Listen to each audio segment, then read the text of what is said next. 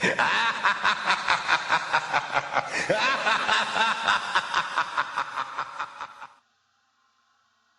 everyone, I'm Joshua Orro, the Mustang Prince, and welcome to Mustang Prince Orro Reports. Now, as you can see, due to the color change, this episode is going to be shot entirely in black and white for the first time online since November 2014 when I blogged Sophia the First, the Curse of Princess Ivy. Plus, this is going to be my final Halloween blog for Nightmare Month. And it's my last blog for the Year of Dogs. But first, a little background info before we get started. In 1818, 21-year-old novelist Mary Shelley had written a classic gothic horror novel, Frankenstein, for the modern Prometheus. It told the story of a scientist who created his own living human being out of sewn-together body parts that he had stolen from the recently buried deceased and brought him back to life through electricity.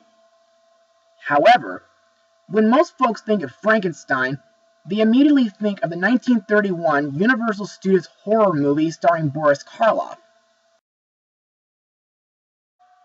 Since then, Frankenstein has been adapted many times over the years, and so far, I only own 2 Frankenstein films, like Young Frankenstein and the Rocky Horror Picture Show.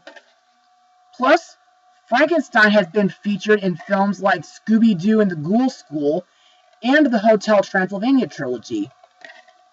However, the movie I'll be blogging today is a Frankenstein movie that was put together by my favorite director, Tim Burton. So let's get started. Released on October 5th, 2012, the movie is Frankenweenie. So, let's get started. Young Victor Frankenstein is a science nerd and an outsider at school, but he does have one good friend, his lovable dog Sparky. But then tragedy strikes when Sparky gets hit by a car.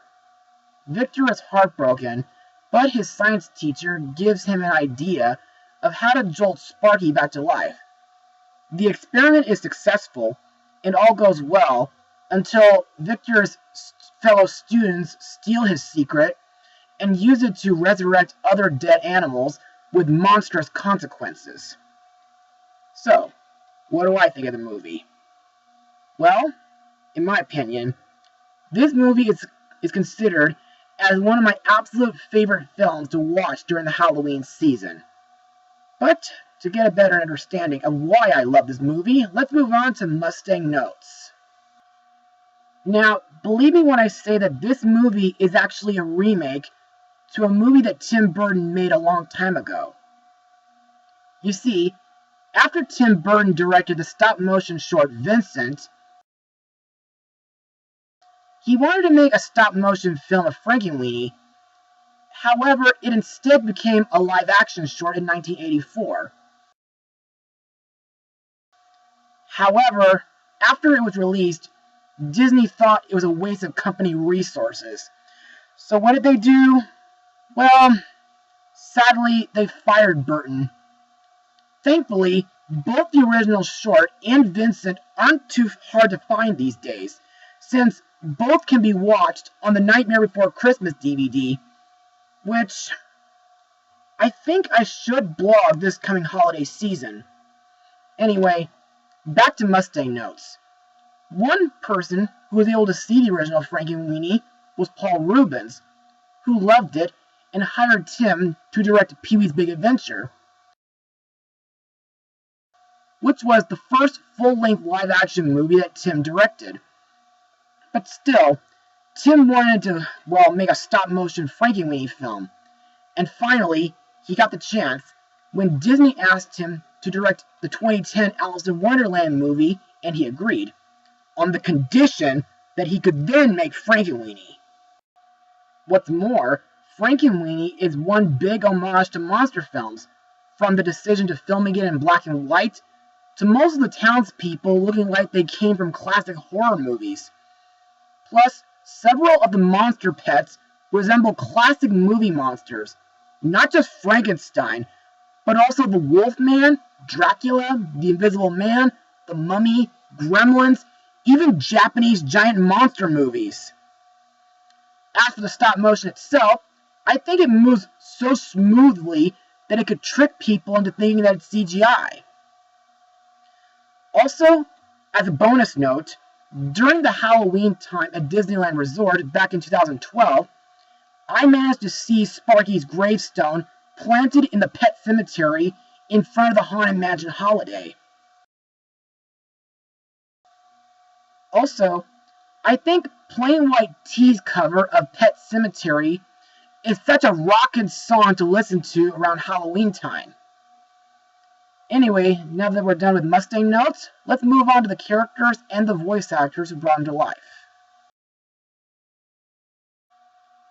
Our main character, Victor Frankenstein, is voiced by Charlie Tahan, who has been in I Am Legend and Charlie St. Cloud.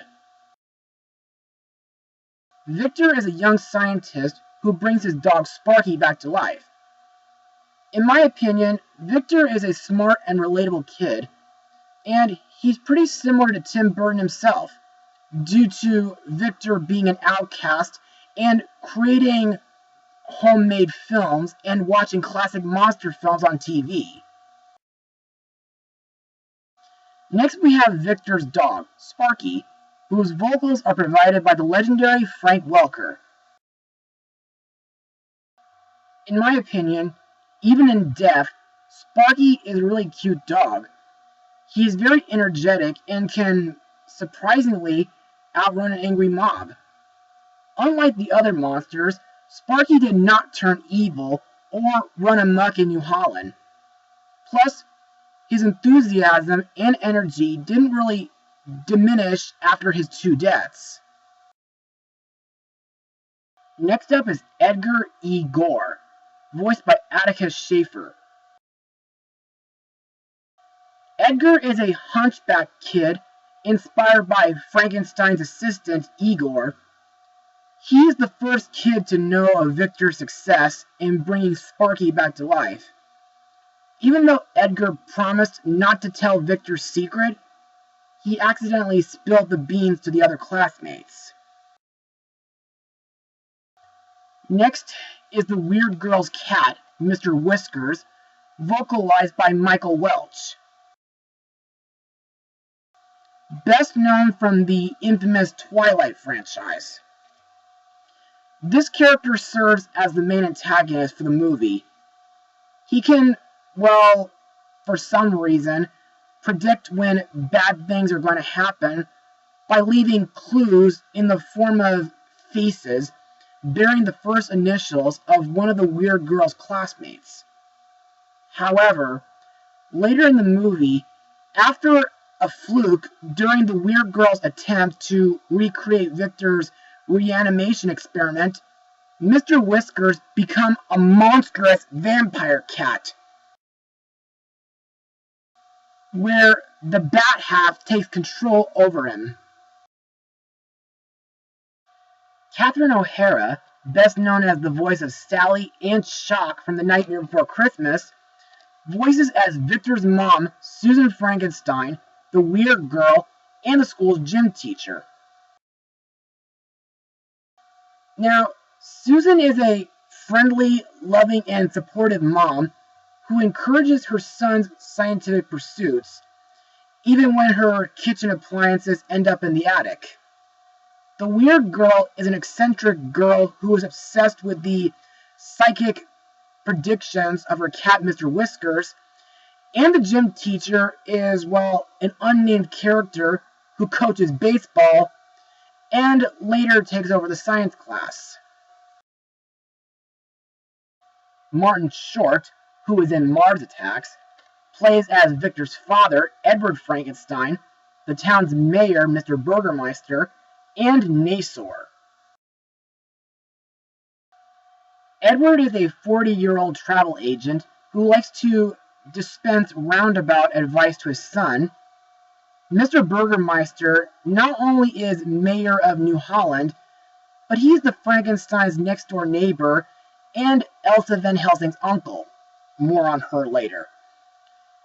Mr. Burgermeister can be very fussy, and he's, well, fanatical about his garden, and he can't stand Sparky or anything else that threatens the perfection of his tulips.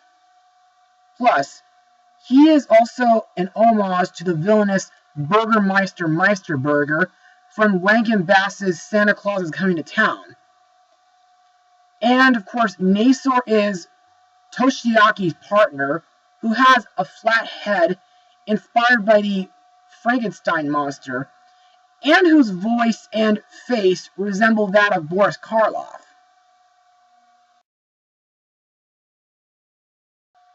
Our next character is Mr. Reiskruski, voiced by Martin Landau, who played Bela Lugosi and Ed Wood, and he got to be in Tim Burton's Sleepy Hollow. Reiskruski is the eccentric but wise science teacher at Victor's school, who speaks in a thick Eastern European accent, kind of like Bela Lugosi himself. His teachings inspire Victor's efforts to resurrect Sparky, and he acts as a mentor to Victor. Another fun fact about this guy is that Reiskruski was inspired by Tim Burton's childhood icon, Vincent Price. Finally, we have Victor's next-door neighbor, Elsa Van Helsing, voiced by Winona Ryder, who got to be in Beetlejuice and Edward Scissorhands. Elsa is forced by her uncle, Mr. Burgermeister, to be the town's little Dutch girl for the Dutch Day celebration. Elsa also has a beloved poodle named Persephone, whose hair resembles the Bride of Frankenstein's monster. Also, Elsa truly empathizes with Victor when he loses Sparky. Also, judging by her name, I think she was inspired by the famous monster hunter Abraham Van Helsing. And now, let's move on to my final words. Overall, Frankenweenie is by far one of the best animated Halloween films of all time, and one of Tim Burton's finest pieces of work. It has superb stop-motion animation, a ton of memorable and relatable characters, good amounts of subtle humor, and the musical score by Danny Elfman is top-notch. Plus, this movie is also a loving tribute to classic monsters. But you may be asking, is it better than the 1984 original short film? Well, yeah, but just barely. Heck, if you've already seen that film before watching this one, you can already predict how the ending will be. But that still doesn't spoil the fun this movie offers. It'll make you laugh, scream, even cry. And so I give this film the full 100% rating. And so concludes Nightmare Month and the Year of Dogs.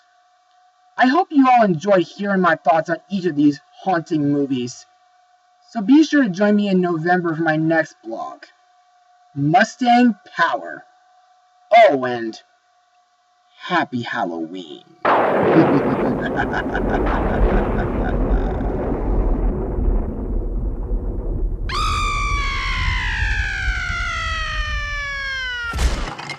You hear the screeching of an owl.